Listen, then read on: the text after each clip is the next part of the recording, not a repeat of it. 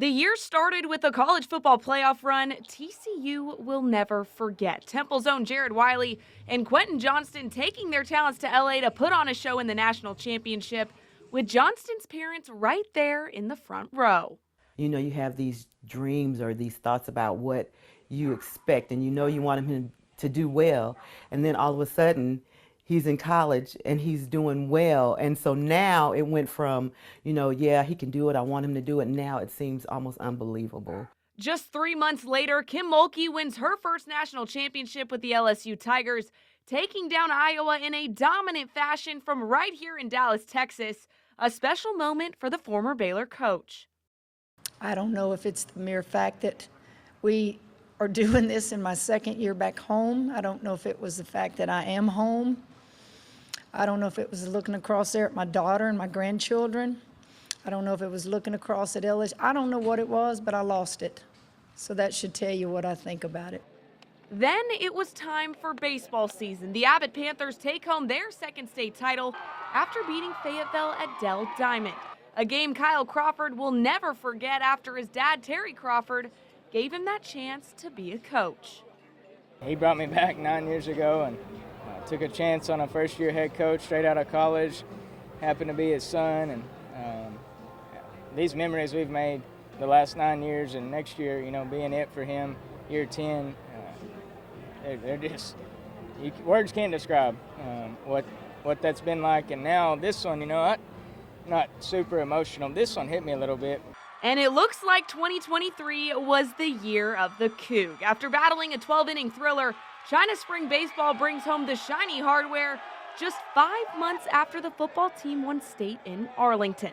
And some players got to live it not once, but twice in just 1 year.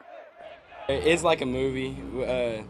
You can never get the feeling right. I started tearing up, and I grew up with Jace. He's my best friend. He's always been there for me, and we got to share the moment twice, and that's crazy. Really, it's just something that everybody dreams of, and to get to do it not only once or twice, but 3 times, it's just crazy. Once August hits, all eyes were on football. Baylor hoping for a bounce-back season after last year, China Spring looking for that three-peat in Arlington, and the Abbott Panthers hoping to end Terry Crawford's 25 years in the head job on a high note. It's just there's a championship mindset here. These kids know how to work. These kids know how to be dedicated. They know how to be committed.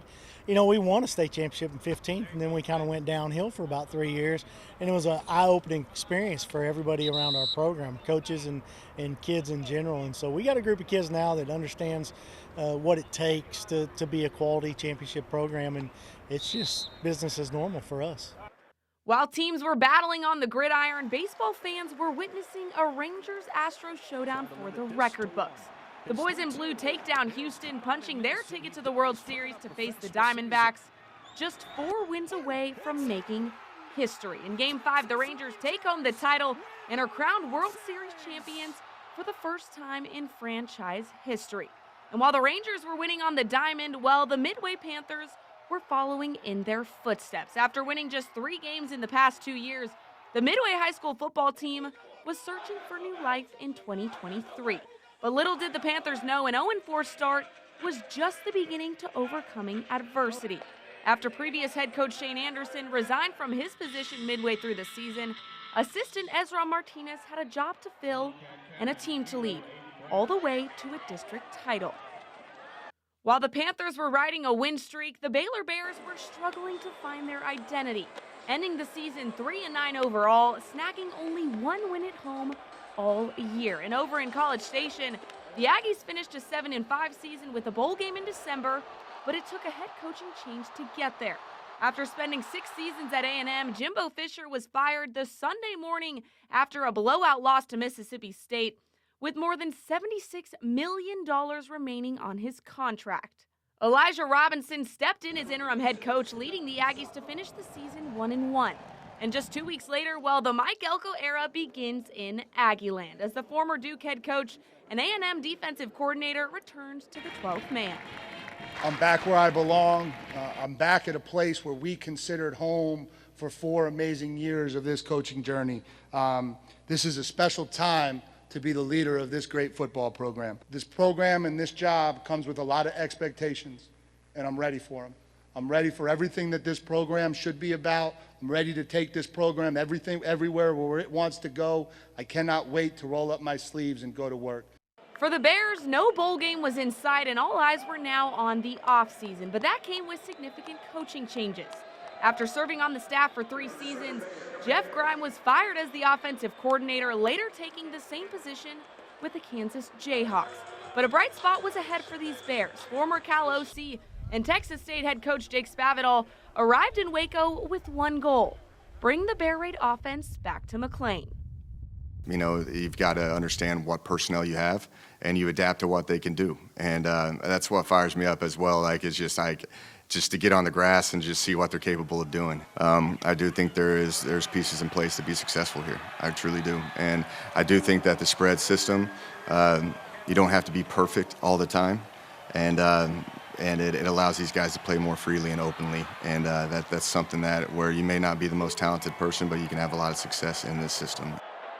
In his only season at Cal this year, the Golden Bears became bowl eligible for the first time in 4 seasons, offensively ranking 40th in the nation compared to 96 in 2022. And head coach Dave Aranda says that's the kind of progression he sees possible at Baylor, with Spav now running the offense. Just this past year, he goes up to Cal and takes an offense that was a pro-style offense, and the type of people that were there, and was able to just inject a whole bunch of life and points and yards and excitement into it. And I look at our situation here, and I can see some parallels. Once November rolls around, every high school football player's dream is to play on Thanksgiving. But even better, playing in December. After taking down Richland Springs in Dublin, the Oglesby Tigers punch their ticket to Arlington for the first time in school history. In an all-Central Texas State semifinal matchup, Mart's own Armando Chavez kicks his 351st PAT, breaking the national record right here in Belton. It just felt great because, they're my brothers. I grew up with mostly all of them, and just it's family, man. I'm just glad that they pushed me through and all that, and all week was just ready for that record. I was like, yeah, I'm ready for it, but just never thought I'd gotten it. And then it was time to put on a show on Texas high school football's biggest stage. Day 1 in Arlington started with Oglesby falling in a tough one here to Benjamin, and then a Day 2 doubleheader. The Mart Panthers making the trip to state 6 out of the past 7 years, looking for revenge over the reigning state champ Albany Lions, a squad they saw right there in Jerry World last year.